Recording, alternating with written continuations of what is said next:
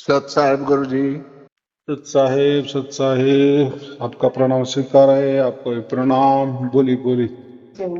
गुरु जी, मैं तो 2 साल से जुड़ा हुआ हूँ और 1.5 साल से मेरे को सार शब्द मिल रहा है, और 10 महीने पहले मेरी मिसेज को भी हो गया है।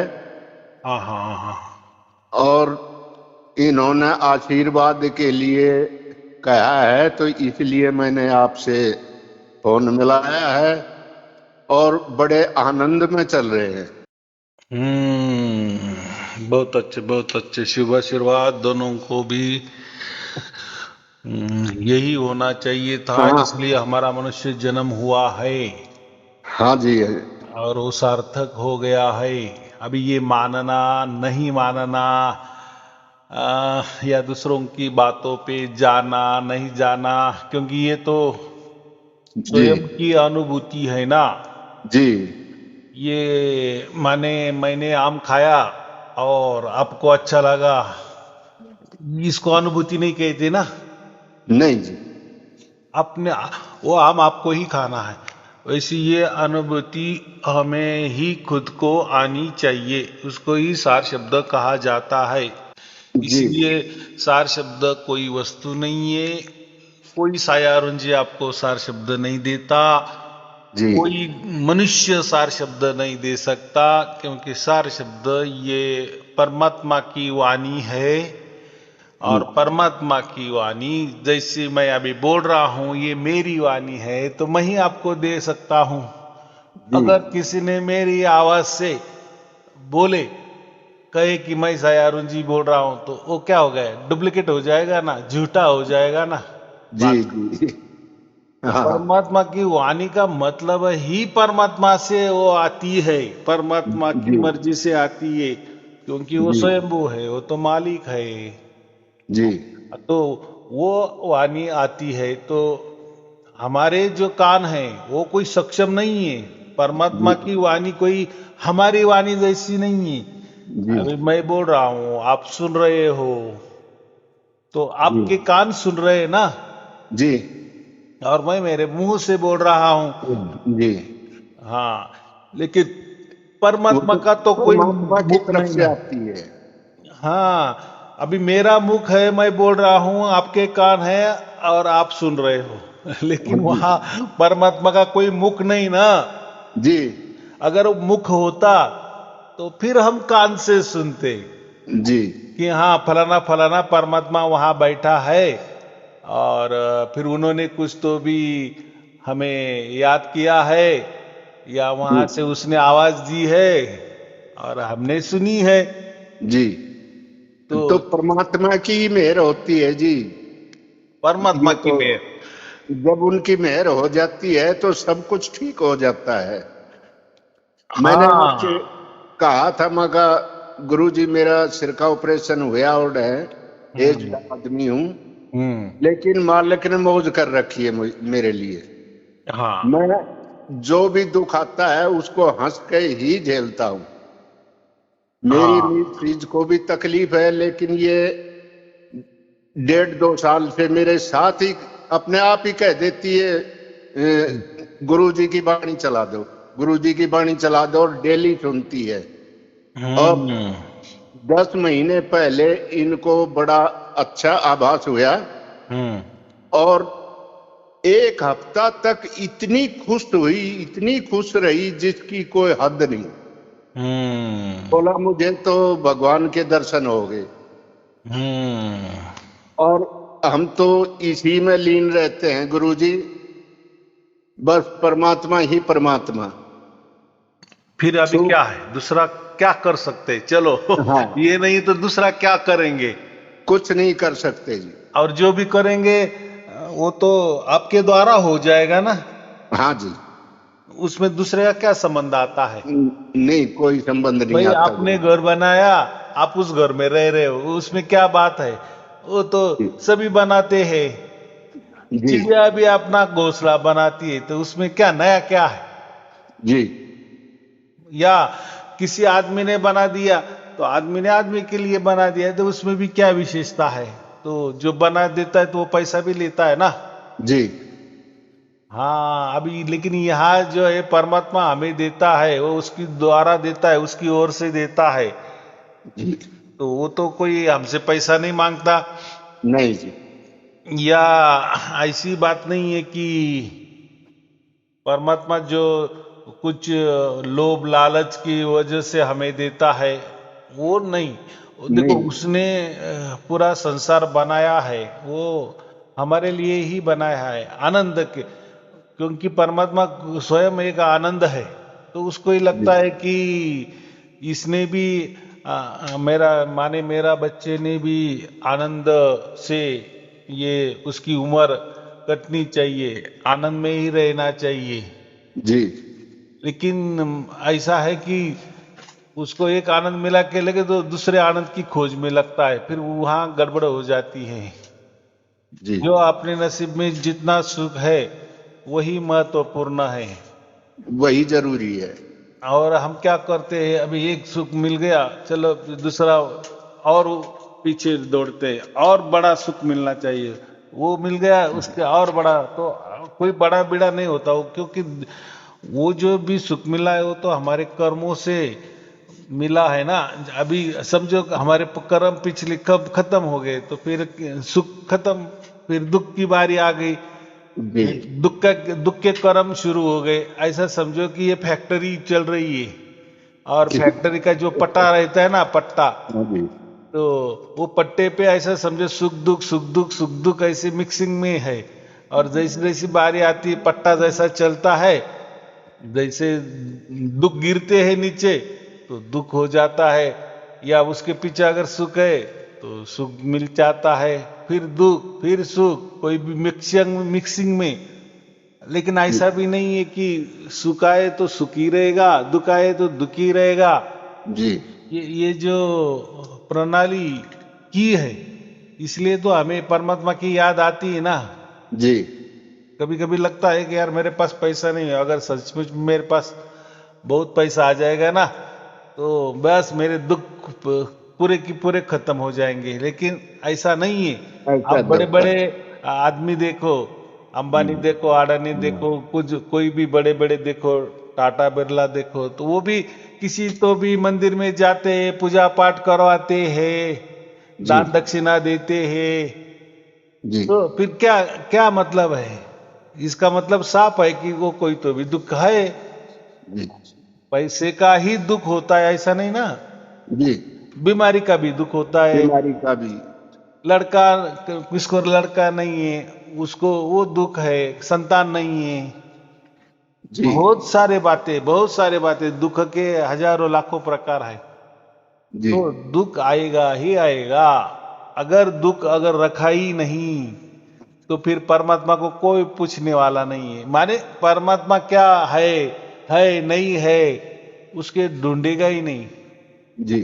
हाँ, और ऐसी एक बात ऐसी है कि मनुष्य जन्म को स्वतंत्रता दी है ना।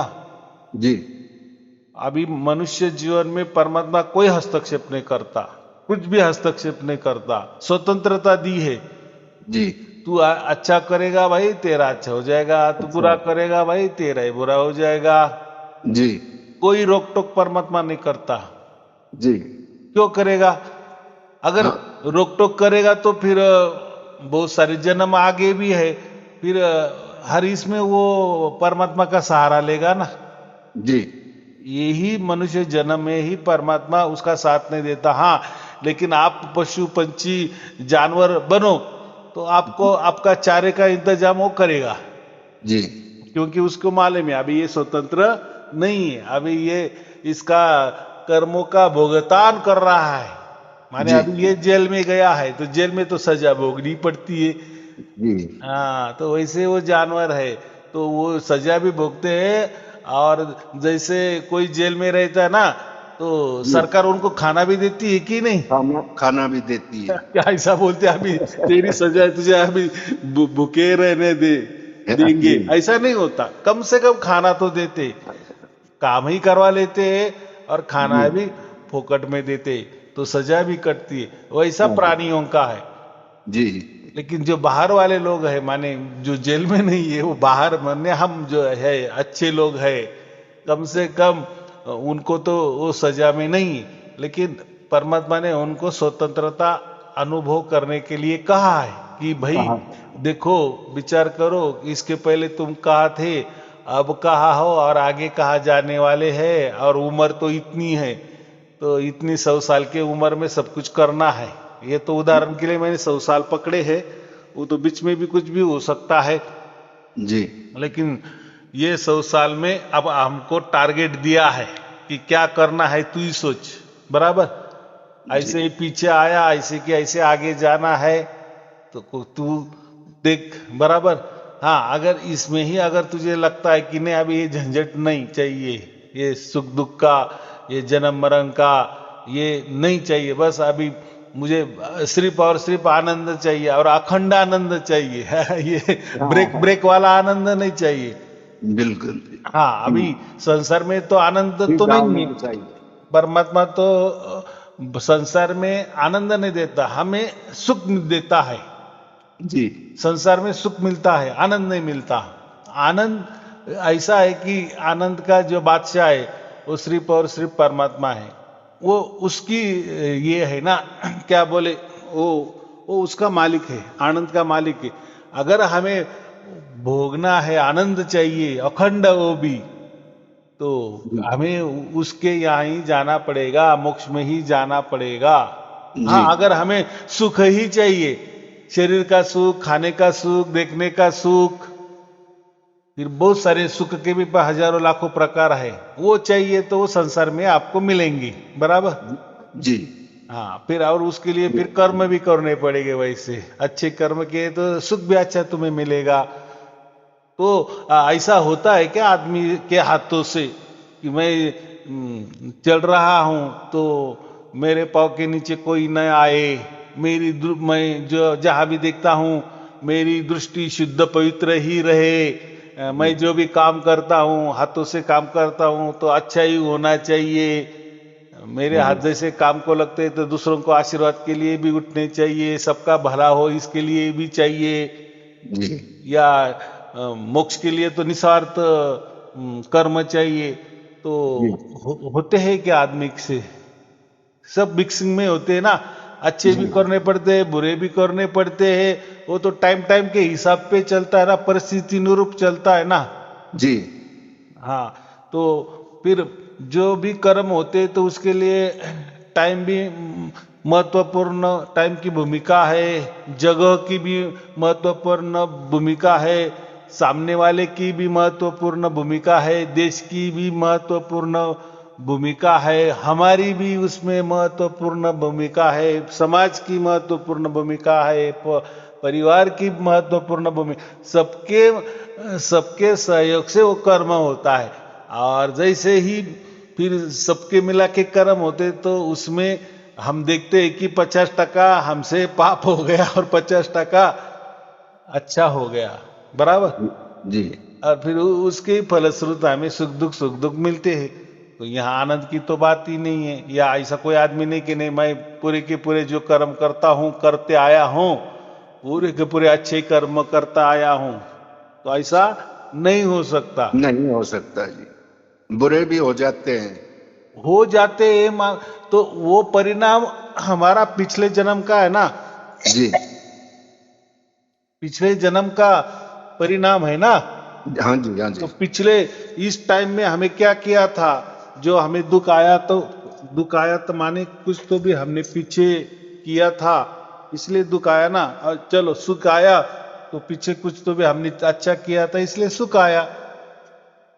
तो ये तो चलने वाला ही है, लेकिन ऐसा कुछ नहीं है कि सुख ही सुख भोगेंगे या हमारे हाथों से सुख ही सुख हो जाएगा। जैसे हम गाड़ी चला रहे, हम हमारे साइड से बराबर चला रहे जी, लेकिन सामने वाला गलत आ गया, ठोक दिया हमें भी, हाँ, तो नुकसान तो होने वाली ही है ना। हाँ जी, हाँ जी। कोई लेना देना नहीं, लेकिन हो गया, अभी वो उससे हो गया जी। जो दूसरा है, जो दूसरा हमसे उसने धड़क दिया है, जी। तो वो तो हम नहीं है ना, या उसका तो हम विचार नहीं बदल सकते थे ना कि भाई मैं देखो मैं एकदम बराबर चल रहा हूं, तू भी बराबर चल। जी भाई हमारा चलना हमारे हाथों में है, लेकिन दूसरों का चलना वो हमारे हाथों में कैसा है, कैसा होगा? होगा ही नहीं। होगा ही नहीं, बराबर। तो ऐसे ही हो जाते फिर दुख क्यों आया हमें? अभी ये तो दुख जो आ दू- गया तो दूसरों से आ गया। दूसरों से आई, ये तो कोई प्रारब्ध का ही होगा। अभी ऐसा है कि कहते हैं कि कर्म सिद्धांत और भाग्य सिद्धांत ये जी किसी को समझ में नहीं आया है, आज तक नहीं आया है। ये गुत्थी जो है ना, ये जी जो पहेली है ना, ये परमात्मा ने उसके पास रखी है। क्योंकि जो अभी जो मुझे दुख आया है वो किस कारण की वजह से आए, किस कर्म? फिर हो सकता है ये चालू जन्म जो है, हमारा जन्म जो जो अभी चालू है, जी ये इसकी वजह से भी आ सकता है, या पिछले जन्म में से आ सकता है, या पिछले कई जन्म के पहले से सकता है, जी या हो सकता है हमारे दादा परदादा इनके यहाँ से भी आ गया होगा, उन्होंने कुछ तो भी किया होगा। तो कहने का मतलब है कि हम किसी के ऊपर दोषारोप नहीं करना है। अब आया है दुख, आया बस, अब उसको भोगना ही भोगना है। जी और सुख भी आया तो भी भोगना है। ये कैसे आ गया तो वो सोचना नहीं है, दुख कैसे आया वो सोचना नहीं है। तो इसीलिए मैं यही कहता हूं, जो सुख होता है ना वो त्याग पूर्वक हमने भोगना है, त्याग पूर्वक। जी मतलब 10 रसगुल्ले हमारे सामने रख दिए, बराबर, जी तो खुशी की बात है ना, सुख की बात जी है ना, अरे वाह शुक्र है। रसगुल्ले, और वो भी 10, और वो भी बड़े बड़े जी रसीले। जी फिर हम त्याग पूर्वक सुख कैसे भोगेंगे? सुख तो भोगना है लेकिन त्याग पूर्वक, लालच पूर्वक नहीं, लोभ पूर्वक नहीं, वासना पूर्वक नहीं। जी तो सीधी बात है, उसमें से एक रसगुल्ला लेना, बस बस, क्या कहना, ये क्या हो गया? त्याग पूर्वक। त्यागपुर। माने आपने 10 रसगुल्ले से एक रसगुल्ला उठाया, खाया, बराबर।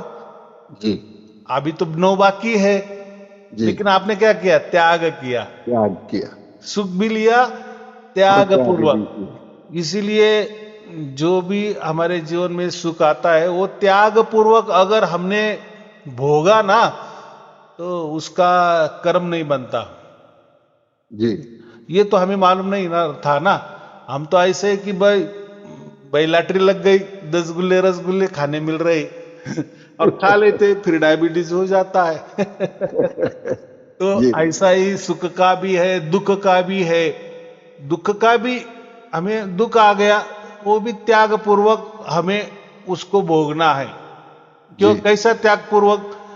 कि हमें ये मालूम है कि मेरे जीवन में अभी मेरी उम्र समझो 70 साल की है, तो जी मेरे 70 साल के पहले, माने जैसे जन्म से लेकर आज तक इस 70वें साल से में कितने जी में मुझे दुख आए होंगे? आए भी, चले भी गए, चले भी गए। आए भी, चले भी गए। अगर समझो मैंने वो लिखा होता तो बहुत सारे डायरिया भर जाते, जी बराबर कि नहीं?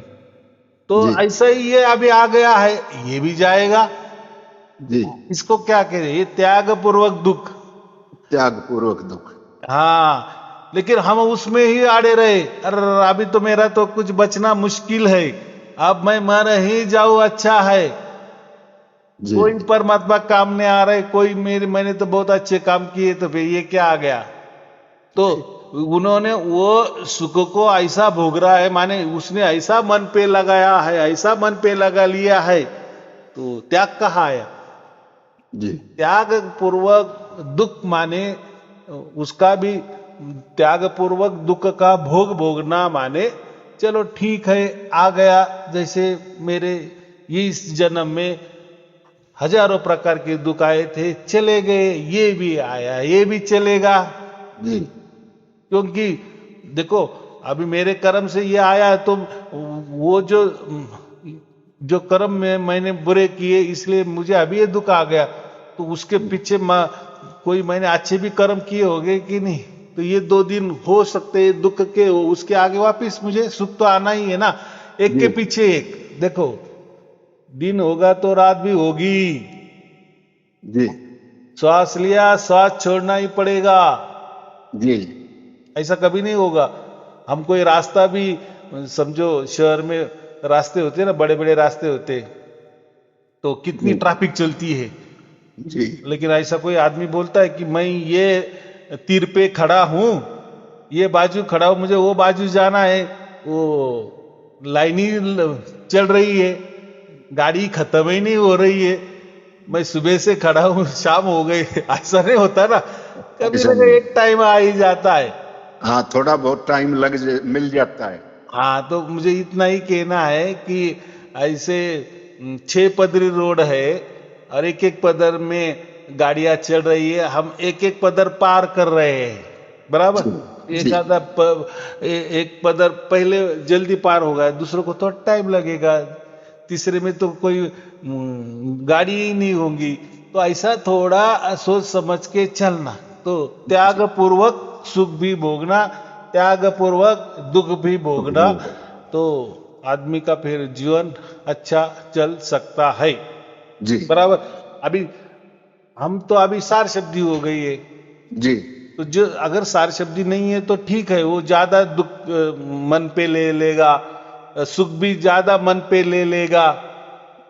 जी माने माने ऐसा समझो कि भाई क्या हो गया, ये तो आज एकदम पी के ये हो गया भैया, वो तो उसके बच्चे का बर्थडे था ना, जी तो बहुत मेहमान भी बुलाए, खाए पिए, और इसने इतनी पी ली खुशी के खुशी में अरे भाई बच्चे का जन्मदिन है, तो बच्चे के तुझे हो गए क्या, सबको होते हैं, और जन्मदिन तो आने वाला ही है ना, तो इतनी खुशी में क्या, इतनी खुशी कि ये पी के पूरे सो गए। जी तो कहने का मतलब है कोई जरूरत नहीं थी ना, जी पीना कोई जरूरत पीना नहीं। एक तो बुरी बात है, बुरी बात है। लेकिन वो बोले नहीं नहीं ऐसा कैसे, आज तो खुशी है, मेरा बच्चे का तो जन्मदिन है, या ऐसे कोई भी आप पर्व ले लो, कोई भी खुशी का ये टाइम ले लो, तो ऐसी खुशी क्या काम की, जी तो ऐसी कहना है।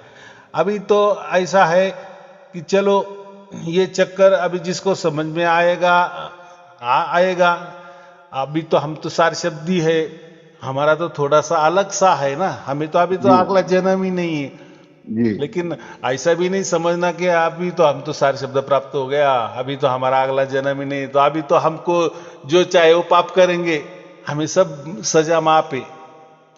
भाई माप है, बात सच्ची है, लेकिन माप नहीं होती। वो जो आपने कर्म की मरते दम तक जो अच्छे बुरे जो भी कर्म करेंगे ना, वो आपके यहीं जमीन पे गाड़े दिए जाएंगे, जैसा खजाना होता है ना जी खजाना कैसा जमीन के अंदर होता है, तो वैसे आपके कर्म इसी जमीन में गाड़े दिए जाएंगे, फिर सुख के हो दुख के हो, तो भाई आपको मोक्ष मिला है ना, तो इसलिए आप निष्काम कर्म करो ना, निष्काम यही कर्म तो से हाँ निष्काम कर्म ही होना चाहिए। हाँ, अभी हम सार शब्दी हो गए ना, जी अभी हमको मोक्ष मिला है, तो हम क्यों कर्म के चक्कर में ज्यादा आ रहे हैं। तो ठीक है, हमारा संसार है, हमें बीबी है, हमें बाल बच्चे है, हमारा समाज है, उसके लिए तो करना है, लेकिन ज्यादा से ज्यादा हम ऐसे कर्म करते चलो कि वो शेष ना रहे। जी अगर शेष रहे, सुख हो, सुख के कर्म हो, दुख के कर्म हो, तो ये यही गाड़ी दिए जाएंगे, आप तो मोक्ष में चले जाएंगे, लेकिन कभी न कभी ये कर्म आपको खींच भी सकते हैं लोग बोलेंगे यार ये तो क्या, अभी देखो प्रणाली है ना, जी ये चक्कर है ना, जी देखो फिर निष्काम कर्म करो ना। हाँ, निष्काम कर्म ही करना चाहिए। बराबर कि नहीं? हमें आज मुझे सार शब्द प्राप्त हुआ, इसका मतलब अभी मैं पीछे सब जीरो हो गया है, बराबर। जी माने मेरे ये इस जन्म के पीछे वाला सब जीरो हो गया है, खाता नील हो गया है। हाँ, और अभी ये जो शेष जीवन चल रहा है, तो ये जो मैंने इस जन्म में जो कोई प्रारब्ध से जो कर्म लाए हैं वो भोगना है, तो वो भी थोड़े से मैंने क्या कहा, वो भी भोगना है, लेकिन त्याग पूर्वक भोगना है। जी तो कोई बात नहीं है। लेकिन आप अगर वो नहीं करेंगे और ज्यादा भी बस अभी तो हमें मोक्ष मिल गया है तो कैसे, तो ऐसा नहीं चलेगा, तो वो आपके यहीं पड़े रहेंगे। ठीक है, आपका तो मोक्ष तो मिल गया, उसमें तो कोई आपको रोक टोक नहीं है, जी बराबर। लेकिन आप मोक्ष में चले जाएंगे, जी लेकिन ऐसा ना हो कि यही कर्म कभी ना कभी आपको, माने उनको एक ताकत आ जाएगी कि आपको खींचेंगे कि भाई हमें कब भोगेंगे, हमें भी अभी मोकड़ा करो, जी हम ये कब तक यहाँ दबे रहेंगे ले लो कोई जन्म। तो ठीक है, मेरा इतना ही कहना है, थोड़ा ठीक है, थोड़ा सुख भोगो, कोई बात नहीं है, त्याग पूर्वक कि नहीं अभी क्या ये सुख सुख ले रहे, सुख सुख तो वस्तु से आता है ना, शरीर से आता है ना, या जो हम आंखों से देखते हैं उससे आता है, कान से सुनते हैं उससे आता है ना, इसको हम सुख कहते हैं। जी और दुख भी वही वैसा ही आता है हमें, लेकिन त्याग पूर्वक सुख भोगो, त्याग पूर्वक दुख भोगो, तो फिर वो ज्यादा नहीं रहेंगे, थोड़े से रहेंगे तो उनकी इतनी ताकत भी नहीं चलेंगे कि आपको खींच सके, बराबर। जी जी हाँ, हो ये सकता है तो वही कर्म आपके लड़के को लग जाएंगे, ऐसा भी हो सकता है। अभी छोटे मोटे आपके कर्म बुरे हैं, तो थोड़े से हो सकता है कि आपके बच्चों के इसमें लग जाएंगे और वो भोगेगा। जैसा पिताजी का कर्जा था तो बच्चा ने फेंक दिया, ये तो होता है ना। होता है। हाँ, कि हमारे पिताजी को गाली मत दो, आपका पैसा जो हम लिया था मेरे पिताजी ने, चलो ये ले लो, बराबर। तो ये जी किसने पैसे का फेड किया? बच्चे ने किया ना। बच्चे ने किया जी हाँ, तो उसका दो अर्थ होते हैं कि आप मोक्ष में चले जाएंगे, तो फिर ये जो कर्म हम करते जाएंगे तो फिर उसका भुगतान कौन करेगा? एक तो बहुत बड़े कर्म हो गए तो वो तो खींचेगी ही खींचेगी आपको, कभी ना कभी हो सकता है उसमें करोड़ों करोड़ों करोड़ों करोड़ों आप जो भी बरस लग सकते हैं, लेकिन कभी ना कभी एक दिन आएगा कि वो खींचेंगे। हाँ, और छोटे बड़े क्या हम बोलते हल्के फुल्के जो है वो हमारे बच्चे करेंगे। चलो, हमारे पिताजी ने हमारे लिए बहुत किया है, तो चलो वो कर्म भी हम थोड़े से भोगेंगे, तो फिर वो फिर खींचने की कोई जरूरत नहीं होगी ना। छोटे मोटे तो परमात्मा माफ कर देंगे। वो नहीं ऐसा नहीं होता, कर्म का माप चुकाना ही पड़ता कम है। हो सकता है। नहीं, वो हो गया ना, देखो आपको सार शब्द प्राप्त हो गया तो अभी पिछले जन्म के पूरे जीरो कर दिए ना। अभी ये जी जन्म क्या हमें बात चल रही है, हमें बीच में अभी सार शब्द मिल गया है और जी आगे तो हमारा जीवन है ना, तो उसमें कर्म, तो अगर हल्के फुल्के कर्म है तो ठीक है, हमारे बच्चे करेंगे उसका जी निराकरण। जैसे मैंने कर्जे का उदाहरण दे दिया, जी तो लेकिन बहुत बड़े किए हमने, हमको ये मालूम भी है कि हम तो अभी मोक्ष में चले गए हैं, अभी तो कंफर्मेशन मिल गया है, हमारा टिकट कंफर्मेशन हो भी गया है, तो ज्यादा नहीं करना, ऐसा मेरा कहना है। हो सके तो ज्यादा से ज्यादा निष्काम कर्म करे वो। निष्काम कर्म होना चाहिए। हाँ, क्योंकि मोक्ष में निष्काम कर्म साथ में आते हैं। आपको जो मोक्ष मिला है ना, वो आपके पिछले करोड़ों करोड़ों करोड़ों जन्मों से में जो भी निष्काम कर्म का इकट्ठा हो गया ना, जैसे हम बैंक में पैसे डालते हैं, फिर वो बढ़ता है बढ़ता है बढ़ता है, ऐसे ही आपने पिछले करोड़ों करोड़ों जन्मों में कोई कर्म किए होंगे, अच्छे अच्छे कर्म, अच्छे मान निष्काम कर्म। अच्छे कर्म के दो अर्थ होते हैं, एक पुण्य कर्म होते हैं, एक पाप कर्म होते हैं, बराबर। पुण्य कर्म तो हमें उसका भोग दे देते हैं, सुख का जी भोग देते हैं, और पाप कर्म हमें दुख का भोग देते हैं। जी लेकिन ऐसे कर्म कि ये दोनों में भी नहीं आते, उसको निष्काम कर्म कहते हैं। बराबर। जी तो वो कर्मों से हमें सिर्फ और सिर्फ मोक्ष मिलता है। तो हम ना, हमारे ऐसा समझो कि पिछले करोड़ों करोड़ों जन्म में जो भी हमने निष्काम कर्म किए हैं वही इकट्ठा होके हमें ये जन्म में हमें सार शब्द मिल गया, हमें मोक्ष मिल गया। जी बराबर।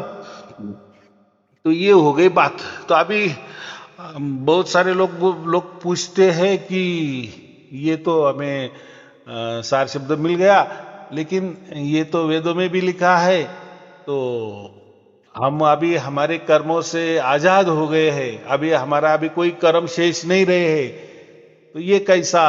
तो ये तो मैंने तो बताया कि आपके पिछले जन्म का सब कुछ जीरो हो गया है, जी आगे तो अभी कुछ नहीं है। तो आपके जो भी अभी हल्के फुल्के कर्म हो जाएंगे वो उतना ही है, और वो भी आपके बच्चे समझो वो भुगतेंगे, लेकिन उनके ऊपर आने मत दो।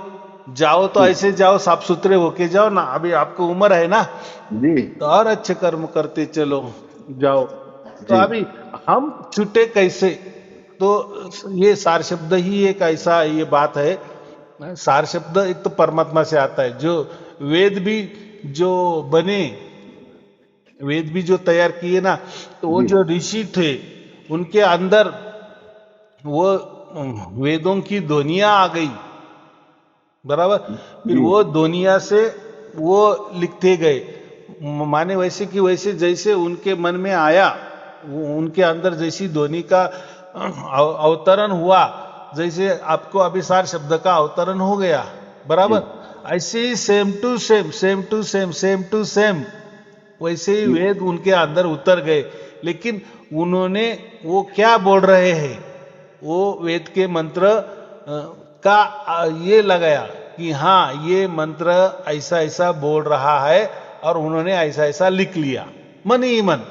जी माने मन के अंदर उतरते हैं ना, जी तो मन के अंदर हम मन की भी सुन सकते हैं, या मन के मन में बोल भी सकते हैं। अगर ये जैसा हो जाता है वैसा ही वो प्रणाली समझो। मैंने तो उदाहरण दिया सार शब्द, जैसे सार शब्द आपके अंदर उतरा है और आप जैसा उसका अनुभव ले रहे हैं, वैसा ही सेम पद्धति से वो ध्वनि, वो जो 4 ऋषि थे, जो हम कहते हैं ना, अंगिरा, अग्नि अग्नि ऋषि, वायु ऋषि और आदित्य ऋषि और अंगिरा ऋषि, ये क्रमशः ऋग्वेद, यजुर्वेद, सामवेद और अथर्ववेद के जो ये 4 ऋषि थे ना, उनके अंदर वो ध्वनि आ गई। जैसी सार शब्द की ध्वनि, वैसी उनके अंदर वो ध्वनियां आने लगी, और उन्होंने फिर वो स्मरण में रखा कि हाँ ये मंत्र आ गया, वो मंत्र आ गया। बराबर। फिर ये चारों ने फिर ब्रह्मा जी को दिए। वो ब्रह्मा जी ये नहीं, एक ब्रह्मा जी नाम के ऋषि थे, जी उनको वो पूरे के पूरे वेद पढ़ाए कि हमारे अंदर ये उत्तर आए, ये मंत्र उत्तर आए। फिर उन्होंने वो ब्रह्मा जी को दे दिए। फिर ब्रह्मा जी के जो भी वेद मंत्र थे उसके अर्थ वो लगाए, उसको हम ब्राह्मण ग्रंथ बोलते। ब्राह्मण ग्रंथ का मतलब क्या है कि वही ब्रह्मा जी ने जो मंत्र दिए थे उसका व्याख्या किया, अर्थ लगाए। और उपनिषद किसको कहते? वही वेदों का जो ब्राह्मण ग्रंथ ने अर्थ किया उसके ऊपर चर्चा सत्र किया, तो उसके हो गए उपनिषद। जी बराबर।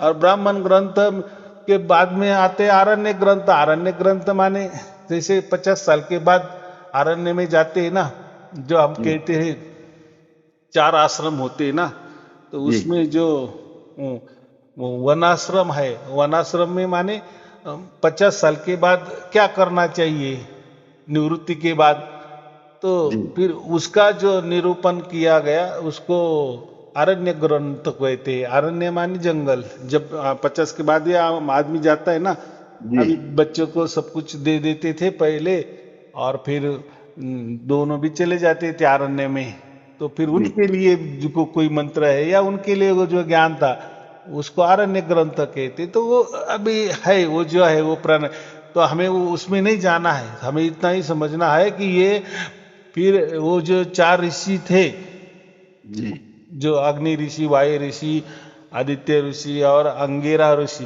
तो ये इनके अंदर जैसे हमारा सार शब्द है ना, वैसे उनके अंदर वो वेद मंत्र उतरे थे, फिर उन्होंने उसका अर्थ वगैरह लगाया, वो दूसरों ने लगाया, वो अभी जो परंपरा होगी वैसी। तो फिर ये क्या है, ये सार शब्द क्या है? वेदों में तो उसका पूरा की पूरा वर्णन है, उसको उन्होंने महाशब्द कहा है। तो ऐसा है कि हमारा जो मनस्तत्व होता है, मन नहीं, मन अलग, मनस्तत्व अलग। जी हाँ, तो हमारा आत्मा का मनस्तत्व और परमात्मा का मनस्तत्व जब एक हो जाता है तो फिर हमें ये ध्वनि सुनाई देती है, ऐसा वेदों में लिखा है। जी बराबर। बराबर। अभी जिसको नहीं समझ, माने जिसको सार शब्द प्राप्त नहीं हुआ, माने उसका जो आत्मा में मनस्तत्व जो है वो बस अंदर के अंदर ही है, जी वो बाहर गया नहीं, वो और वो उसके हिसाब से बाहर जा ही नहीं सकता। हमारे अंदर वाला मनस्तत्व जो है, वो जो मनस्तत्व है वो आपे आप बाहर जा नहीं सकता। फिर कैसे जा गया? तो हमारा मनस्तत्व नहीं गया, परमात्मा का मनस्तत्व हमारे अंदर आ गया। जी हाँ, फिर उसको दोनों की जोड़ हो गया, अभी जी। लाइन लग गई। बराबर। तो करंट वहां से आ गया पहला, फिर हमारा भी करंट है, तो फिर दोनों का करंट एक हो गया। तो ऐसा नहीं कहना कि आत्मा परमात्मा एक हो गया, नहीं, वो जुड़ाव हो गया। क्या हो गया? जुड़ाव हो गया। जुड़ा हो गया। लेकिन जोड़ने का काम किसने किया? परमात्मा की ओर से परमात्मा। हुआ। तो परमात्मा का जो मनस्तत्व है, तो उसने ही हमारे आत्मा के मनस्तत्व को जुड़ा लिया। अभी हम जुड़ गए, जी इसलिए हम अभी बाहर आ गए। बाहर आ गए माने अभी हमारा शरीर से कोई वास्ता नहीं रहा। अभी हमारा, अभी शरीर से अभी कोई लेन देन नहीं है, ना हमारे मन से लेन देन है, ना बुद्धि से लेन देन है। अभी हमारा आत्मा मुक्त हो गया, जीते जी हम ये जान रहे हैं। बराबर। बराबर। हाँ, पूरी तरह से आप कब छूटेगा? जब ये शरीर पूरी तरह से छूट जाएगा। जी लेकिन अभी कब छूटेगा?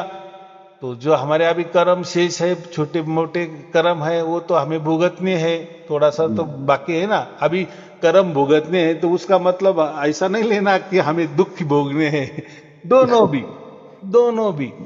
जी लेकिन अभी ऐसा है, जब हम ये सुख दुख भोगेंगे तो उसमें हम त्याग पूर्वक भोगे, तो फिर उसकी हमें तकलीफ ज्यादा नहीं होगी। माने जा आनंद में भी ज्यादा हर्षित नहीं होना है और दुख में भी पूरा हम ये नहीं हो जाना है, ज्यादा रोना नहीं है। बराबर। बस ये निमित्त मात्र आए हैं, और निमित्त मात्र हंस हंस के हमें दुख भी भोगना है और हंस हंस के हमें सुख भी भोगना है। जी लेकिन ज्यादा इसमें लालच में नहीं आना है। कोई वासना तो हमें ये दोनों नहीं भोगने हैं, कोई लालच से हमें ये दोनों नहीं भोगने हैं। ये इतनी सहज बात है। तो अभी आया समझ में कि हम अभी सचमुच में हमें मोक्ष मिला है, माने अभी हमारा आत्मा का मनस्तत्व और परमात्मा का मनस्तत्व अभी एक हो गया है। तो इसलिए ये जो सार शब्द है, ये कोई ये नहीं समझ सकता कि ये अंदर चल रहा है या ये बाहर चल रहा है, ये बाहर से अंदर आया है कि अंदर से बाहर गया है, ये नहीं समझता, समझेगा ही नहीं। जी। और ऐसा है, अभी हजारों लोगों को सार शब्द प्राप्त हो गया है, तो इसने भी उसके ऊपर ये करो, विचार करो कि ये क्या हो रहा है, बाहर हो रहा है कि अंदर हो रहा है कि नहीं। क्योंकि परमात्मा तो कन कन में है ना।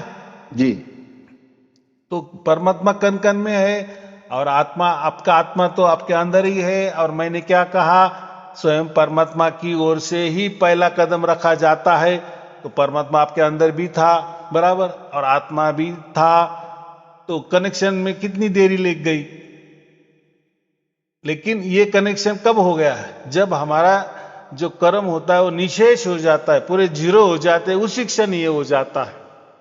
जी हाँ, तो निशेष हो गए तब भी हमें सार शब्द प्राप्त हुआ। क्या ऐसा नहीं कोई बोलते कि भी सार शब्द प्राप्त हुआ इसका मतलब हमारे पूरे जीरो हो गए? नहीं, पहले जीरो हुए, पहले कर्म आपके पहले जीरो हुए, उसी क्षण ये बख्शिश मिल जाती है। क्योंकि परमात्मा को कोई बाहर से नहीं आना है, वो तो आपके अंदर ही है। अंदर माने ऐसा उसको नहीं समझेगा, हम फिर अंदर है बाहर नहीं है क्या? उस इसलिए परमात्मा को हम अंदर बाहर नहीं बोलते, बस परमात्मा है आपके अंदर है, ऐसा समझाने के लिए। अभी अंदर क्यों बोल रहे? तो आपके शरीर के अंदर आत्मा है ना, जी आत्मा तो हमारे अंदर है, ये तो हमें समझ रहा है ना। हाँ जी हाँ, लेकिन परमात्मा जो है ना वो तो कन कन में है, माने अंदर कन। बाहर, तो उसका कोई हम ऐसा नहीं बोल सकते कि अंदर है कि बाहर है। बस जो परमात्मा है, जो फिर वहां है बाहर है, कैसे भी समझो, उसने उसने हमें जोड़ लिया, माने उसने हमें उठा के लिया, बच्चों को अपनी गोद में ले लिया, जीती जी गोद में ले लिया। इतना सिंपल अर्थ वेदों में लिखा है, भर भर के लिखा है। तो सार शब्द और वेद, वेद का अर्थ क्या होता है? ज्ञान होता है, बराबर। वो ज्ञान उत्तर आया माने वेद उत्तर आए, बराबर। तो पूरे सृष्टि में जो मनस्तत्व होता है वो पूरे की पूरे वेद भरे है, वेद मंत्रों से भरे है, बराबर। अभी यहाँ ऐसा बोलेंगे कि वेद मंत्रों से भरे है तो जैसे वेद मंत्र होते वैसे भरे है क्या? ऐसा नहीं, वो उसका मतलब ज्ञान भरा है जी खचाखच ज्ञान भरा है। परमात्मा भी एक ज्ञान है, हमारा आत्मा भी एक ज्ञान है, लेकिन परमात्मा का ज्ञान सर्वव्यापी है, कन कन में उसका ज्ञान काम चल रहा है। ज्ञान से ही काम चलता है ना, जी जो प्रणाली चलती है तो कोई ज्ञान हो रहा है, चल रहा है, माने नियम से चल रहा है, उसके नियम से चल रहा है। तो ये कारोबार हो रहा है। तो फिर इसलिए हम कहते हैं कि जो वेद होते हैं और सार शब्द होता है ये दोनों ही एक होता है। अभी ऐसा है कि फिर आप बोलेंगे फिर हमारे में सार शब्द उतर गया है तो हम उसका कोई आरत लगाएंगे कि आप कुछ आरत नहीं लगा सकते। अब अभी क्या जरूरत है? वेदों की जरूरत नहीं, वो तो एक ही बार होते और वो निकले भी है और पूरे वो गाइडलाइन से पूरी दुनिया चल भी रही है जी। और वो कोई बाहर नहीं है, वो तो कन कन में उसके अक्षर चल रहे हैं ना जी। उसको हम रम रहा है, उसके अक्षर रम रहे हैं, उसके वेद मंत्र रम रहे हैं, उसको हम राम नाम कहते। कोई अलग बात नहीं। लेकिन कैसा है, वेदों की भाषा थोड़ी कठिन है ना, तो वैसी भाषा मैंने कह दी तो आपको भी थोड़ा सा अलग सा लगेगा ये क्या बोल रहे। लेकिन ये थोड़ी मोटी मोटी बातों के लिए कि वेद उतारना माने सार शब्द उतारना, तो सार शब्द ये कोई नई बात नहीं है या कोई कबीर साहब ने निकाला है या गुरु नानक देव जी ने निकाला है। उल्टा उन्होंने जो बात उनको जैसे आए तो सचमुच में वैसे ही वेद उतर आए। और फिर ऐसा समझो कबीर साहब को या गुरु नानक देव जी को इनको वैसे अनुभूति हो गई। हाँ, लेकिन अभी वही अनुभूति मुझे हो गई, लेकिन ऐसा है कि मैंने अभी उसका पुरावा दे दिया, इतना ही फर्क हो गया दोनों तीनों में। जो फर्क क्या कहते हम, अभी आपको भी हो गया लेकिन आपको मेरा मार्गदर्शन हो गया और मैं अभी ये दिखा भी रहा हूं कि ये वेदों में लिखा है और ये वेद भी ऐसे ही उतर आए, जैसा सार शब्द उतर है वैसे वेद, और ये यहाँ लिखा है। तो मैंने क्या किया, पूरा राउंड पूरा कर दिए जी। माने कालानुरूप थोड़ा थोड़ा काम सबने किया है ना जी। अभी ये पूरा हो गया, ये काम पूरा हो गया। अभी इसके आगे मुझे नहीं लगता कोई काम करेगा, क्योंकि अभी वेदों तक हम गए ना, पहुंच गए ना। अभी वेदों के आगे क्या है? तो वेदों के आगे कुछ भी नहीं है, अभी कुछ नहीं है। तो कोई अगर सार शब्द की बात करेगा, कोई ग्रंथ दिखाएगा यहाँ वहां के अभी वाले ग्रंथ, तो अभी आप क्या बोलेंगे? नहीं भाई, अभी ये तो ग्रंथ अभी के 500-600 साल के है, 1000 साल के है। अरे अभी तो वेदों में भी लिखा है, वो भी दिखा भी दिया है। तो ये परमात्मा की लीला परमात्मा जाने, बराबर। इसमें ना कोई मेरा हाथ है ना आपका हाथ है, वो ऑटोमेटिक हो जाता है। तो मैं सबको यही कहता हूँ ना कि जी लोग बोलते हैं कि नहीं हमने तो बहुत सारे लोगों को पूछा अभी ये सार शब्द है, तो कोई बोलते हैं कि नहीं इसके आगे ये होता है उसके आगे बोलता है। अरे भाई परमात्मा की तरफ से वो आए ना, जी तो परमात्मा उसके पाव चल के आया है या परमात्मा की ओर से सब कुछ हो गया है, तो इसके आगे अगर कुछ है, अगर कुछ है तो परमात्मा करेगा ना। जी परमात्मा अगर इतना ये आ गया तो ऐसा थोड़ी कहा कि परमात्मा ने कि मैं यहां तक आ गया, अभी आगे की यात्रा तुझे करनी है। अरे भाई हमें क्या मालूम, हमें पहली बात परमात्मा ही मालूम न था, हम खुद को मालूम नहीं थे कि हम आत्मा है कि क्या है। ये तो जैसे परमात्मा आ गया तभी हम समझ लेंगे हाँ हाँ हम आत्मा है और ये परमात्मा है। माने वो तो अनुभूति का विषय है ना, वो तो जी कोई देखने की बात भी नहीं है, लेकिन जी अनुभूति तो हो रही है, जुड़ाव तो हो गया है। और ऐसा जुड़ा हो गया है कि वो अंदर भी नहीं समझ रहा है और बाहर भी नहीं समझ रहा जी है ना कुछ तो भी बात। जी तो इतनी सहज बात है। तो ऐसा कुछ नहीं होता, जो बोलता है ना इसके आगे ये होने वाला है आपको मालूम है क्या, तो वो उसको पहली बात उसको कुछ मालूम ही नहीं है।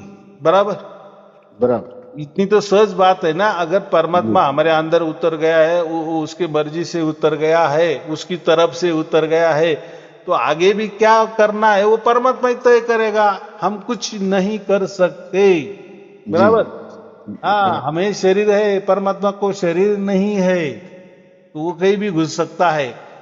और जी वो इतना सूक्ष्मतम है, जो हम कहते हैं ना ये जो मनस्तत्व है ना, बाकी ऐसे बहुत सारे तत्व है। अभी हमारा ये ठोस शरीर ना, ये ठोस शरीर के अंदर बाहर भी वो चल रहे हैं, जो हम कहते हैं ना वेद मंत्र, हमारे शरीर क्या सबके अंदर बाहर, फिर उसको कोई सीमा नहीं है कि ये दीवार है और बहुत बड़ी दीवार है, ये लोहे की दीवार है, तो उसके भी आर पार जा रहे हो।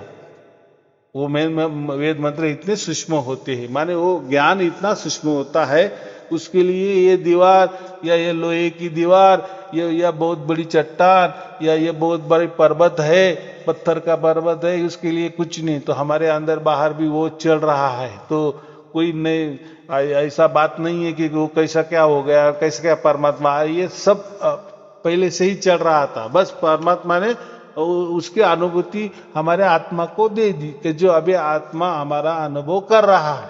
बराबर, जी इतनी ये सहज बात है। तो ये जो मनस्तत्व है, अभी ये मनस्तत्व के आगे कुछ नहीं होता। तो मैंने क्या कहा, मनस्तत्व के आगे आत्मा है वो तो हम जान रहे, और मनस्तत्व के आगे परमात्मा होता है, लेकिन जो मनस्तत्व चलता है वो परमात्मा के ही द्वारा चलता है ना। जी मनस्तत्व क्या और परमात्मा क्या, बात एक ही है। वो तो हमने नाम दिया है, लेकिन कभी ये नहीं समझा मनस्तत्व माने मन, वो नाम एक थोड़ा सरीका दिख रहा है। जी बराबर कि नहीं। तो बराबर ऐसा नहीं है कि राम और राधा एक ही है, क्या देखो राम में का रा तो यहाँ भी है, राधा में भी एक रा आया है तो राम और राधा का कोई कनेक्शन है? कोई कनेक्शन नहीं है। वैसा ये मनस्तत्व जो है, तो उसमें मन शब्द आया है, तो उसका मतलब ये वाला हमारा जो मन है उसका कोई संबंध नहीं है। वो जी वो वैदिक वाड्मय का, वैदिक ग्रामर का ग्रामेटिकल शब्द है। बराबर, बराबर वो कोई दिखने वाली तो बात नहीं। मैंने तो कहा वो तो इतना सूक्ष्म होता है कि उसको कोई लोहे की दीवार भी कुछ नहीं है, वो उसके आर पार जाता है, तो बात ही क्या हो गई। तो इतनी सूक्ष्म बात होती है और वो लेवल पे होती है, उससे हमें कोई जानना नहीं है और जान भी नहीं सकते। बस इसका मतलब हमें अभी खुले हो गए हैं। अभी जो अगर जहाँ भी परमात्मा है वो हमारे आत्मा को जगा रहा है, आत्मा भी जग गई है, दोनों का भी मिलन हो गया है, आर पार दोनों भी आज आ जा रहे हैं, ऐसा समझना। इसलिए हम मुक्त हो गए। अभी हमें कुछ बंधन नहीं है, शरीर का तो बिल्कुल बंधन नहीं है। हाँ, जिसको सार शब्द प्राप्त नहीं हुआ उसके लिए वो है। बहुत सारे लोग बोलते हैं कि अगर हमें सार शब्द अभी प्राप्त नहीं हुआ है, बहुत सारे लोगों को हुआ है, तो अभी हम क्या करें। तो मैं तो कहता हूं कि ठीक है, थोड़े प्रवचन सुनते जाओ, एक एक वो मार्ग है, या एक दूसरे मार्ग, एक गुरु मंत्र हम जो देते हैं गुप्त होता है वो एक मार्ग है, और तीसरा मार्ग है, हो सकता है ये जन्म में नहीं मिला तो आपको अगले जन्म में मिलेगा, अगले जन्म में नहीं मिला तो उसके अगले जन्म में मिलेगा, लेकिन कभी ना कभी मिलेगा। बराबर, ऐसा नहीं करना कि ऐसा नहीं इतने लोगों को प्राप्त हुआ, मुझे क्यों नहीं हो रहा है, जी मुझे क्यों आप अगले जन्म की बात करें। भाई देखो, ये बात ना मेरे ऊपर है ना आपके ऊपर है, बराबर, ये तो परमात्मा हाँ, परमात्मा के ऊपर है ना। जी। और परमात्मा के ऊपर क्यों, तो परमात्मा आपने जो भी लाखों करोड़ों जन्म लिए तो उसका साक्षी तो परमात्मा था ही ना। बिल्कुल। तो आपने क्या किया क्या नहीं उसके हिसाब से वो देगा। हाँ, मैं मार्गदर्शन इतना ही कर सकता हूँ, वेदी गुरु के नाते इतना ही दे सकता हूँ कि भाई देखो, वेद वेद तो अंतिम है ना, और वेदों में ये बात लिखी है, और वो वेद ही मैं दिखा रहा हूँ और वेदों की बातें कर रहा हूँ। तो सुनते चलो प्रवचन, सुनते चलो प्रवचन। हो सकता है आप शुद्ध, निर्मल, पवित्र, स्वच्छ हो जाएंगे, और हो जाएगा वो भी का, बराबर कि नहीं। देखो, परमात्मा ने आपको यहाँ तक तो लाया है ना, मेरे प्रवचन आप सुन रहे, तो इसका मतलब कुछ तो भी होने वाला है, ये तो थोड़ा है ना जी। लेकिन आप हट नहीं कर सकते कि मैंने आपके 1000 प्रवचन सुने, मुझे कुछ टस का मस नहीं हो रहा है तो ये कोई जबरदस्ती नहीं है, मैंने तो कहा ना। तो उसके लिए तो प्रवचन सुनो, हो जाएगा, नहीं तो गुरु मंत्र है उसके भी ट्राई करो, अगर लग रहा है वो भी प्यार भरा परमात्मा का नमस्कार ही करेंगे। मंत्र क्या होता है, परमात्मा को नमस्कार करना, जैसे आप अर्ज्य करते हैं, विनंती करते हैं, प्रार्थना करते हैं, वैसा ही मंत्र का काम है। हमारे तो गुरुजी यहीं से आपके वहां गए थे दर्शन करने के लिए। हाँ हाँ हाँ, लेकिन हम चलने की स्थिति में नहीं थे, हाँ हाँ हाँ, इसलिए नहीं जा सके। आशीर्वाद वहीं से लेकर आए थे, और हमारी तमन्ना भी है कि कहीं इधर नजदीक होगा तो हम जरूर आपके दर्शन करेंगे, क्योंकि हमारा मनोकामना जब पूरी होंगी जब आपके दर्शन हो जाएंगे। ऐसा है कि देखो, दर्शन के लिए कब आना चाहिए होता है, अगर आपने मुझसे गुरु मंत्र लिया है तो भी आप आ सकते हो उसके लिए। लेकिन अभी आपका गुरु परमात्मा है, और परमात्मा से सार शब्द की आपको प्राप्ति भी हो गई है, तो मेरा दर्शन करने की कोई जरूरत नहीं है, बराबर। लेकिन अभी आप देखो, अभी आपका उम्र भी हो गया है, वो आप कर नहीं सकते इतना। देखो, बहुत सारे लोग कहाँ से आते हैं, कितना खर्चा करके आते हैं, तो फिर मैं वही कहता हूँ ना, तो उन्होंने गुरु मंत्र लेके रखा है, तो गुरु मंत्र का ये अर्थ होता है कि जब भी गुरु मंत्र लेंगे तो ठीक है, आपको व्हाट्सएप में दिया गया, मेरे आवाज में आपने सुन लिया, वो हो गया, लेकिन उसका मतलब कभी ना कभी, मरते दम तक कभी ना कभी एक बार मेरे मुंह से, वो तो ऑडियो में तो मेरे मुंह से मैंने निकाला है, लेकिन साक्षात आपको कभी ना कभी आना पड़ेगा और मेरे मुख से, या चाहे मैं वहां आ गया, जैसे आपने कहा कि आप कभी ना कभी आ गए तो बात अलग है, तो लेकिन कभी ना कभी मेरे मुख से भी वो लेना पड़ता है। ऐसी उसकी एक भावना है, धारणा है। अभी जो है वो है, वो कोई रॉकेट साइंस भी नहीं ना, और कोई कठिन बात भी नहीं ना जी। भाई, हमने अगर गुरु किए है तो जो गुरु ने हमें गुरु मंत्र दिया है, और गुरु मंत्र हम कब देते हैं, जिसको सार शब्द प्राप्त हो गया उसके लिए, या जिसका सार शब्द के ऊपर विश्वास है कि हाँ ये ऐसा ही परमात्मा होता है, ठीक है मुझे प्राप्त नहीं होगा लेकिन कभी न कभी होगा, तो वो एक गुरु मंत्र ले सकता है, बराबर। तो दोनों बात एक है ना। तो इसी स्थिति में अगर गुरु मंत्र लिया तो फिर कभी ना कभी, मरते दम तक कभी ना कभी गुरु के चौकट में आना चाहिए, या गुरु अपनी चौकट पे आ गए तो उसके मुख से सुनाना चाहिए। बस एक सीधा सिंपल नियम है, कोई उसमें रॉकेट साइंस नहीं है। अभी जैसी प्रथा पड़ी है वैसा, तो अगर आपने गुरु मंत्र नहीं लिया है और आपको सार शब्द भी प्राप्त हो गया है तो गुरु मंत्र का कोई अर्थला नहीं है, आप ऐसे के ऐसे ही आपको मोक्ष मिला है, बराबर। जी लेकिन आपकी अगर भावना है तो कभी न कभी गुरु जी के पास जाएंगे, गुरु मंत्र ले लेंगे, तो बात अलग जरूर है। लेंगे, हम्म। गुरु जी जरूर लेंगे, परमात्मा जरूर दिलाएगा। हाँ, अभी वही, वो तो फिर बात हम परमात्मा से ही करना, अगर परमात्मा इतना कर सकता तो वो क्यों नहीं करेगा। जी जो इतनी बात हमें इतने जन्मों से, करोड़ों करोड़ जन्म के बाद अब भी हमें परमात्मा प्राप्त हो गया, तो वो तो, ये तो लौकिक बात है ना, यहाँ वहाँ आने की बात है। और जी अब आजकल तो सब सुविधा है ना। बिल्कुल जी, मैं जुड़ा हुआ हूँ गुरु जी, हाँ वहां से हूँ, आपके हाँ, वहां से हैं। बहुत अच्छे और बहुत अच्छे। हम्म। और ये मिसेज को अब आशीर्वाद दो, अनपढ़ औरत है, लेडीज है, सुख चाहती है। हाँ हाँ। हेलो। प्रणाम गुरुजी। आपका प्रणाम स्वीकार है, आपके प्रणाम, शुभ आशीर्वाद। अभी ऐसा बता। है कि बस मेरे प्रवचन सुनते रहे, आपको सार शब्द की प्राप्ति भी हो गई है। अभी ज्यादा कोई बोलने की जरूरत नहीं है, परमात्मा आपके साथ में है, परमात्मा आपके घर में है, आपके दोनों को भी प्राप्त हुआ। तो अभी क्या है, परमात्मा की देखो कितनी कृपा अच्छी कि दोनों को भी प्राप्त हो गया है, कितने भाग्यशाली हो, बराबर। जब भी आपका दिल चाहे तो कभी न कभी मरते दम तक मेरे यहाँ आ जाओ, या कभी न कभी हो सकता है अगर हमारी कोई टीम है, अगर उन्होंने कोई प्रोग्राम रखेंगे तो वो ग्रुप पर आ जाएगा, और फिर जहाँ जहाँ भी प्रोग्राम होगा वहाँ वहाँ कभी भी आकर गुरु मंत्र ले लो, या ले लिया है पहले से ही तो वापिस हमें हमारे मुख से ले लो, बस इतना सीधा है।